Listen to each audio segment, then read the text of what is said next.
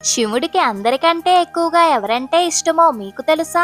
ఇదే సందేహం నందికి వచ్చి, మహదేవా, ఈ సృష్టిలో మీకెవరంటే ఎక్కువగా ఇష్టం అని అడుగుతాడు. నంది, నువ్వు ఎన్నో సంవత్సరాలుగా నాతో ఉన్నావుగా, నాకెవరంటే ఎక్కువ ఇష్టమో నీకు తెలియదా?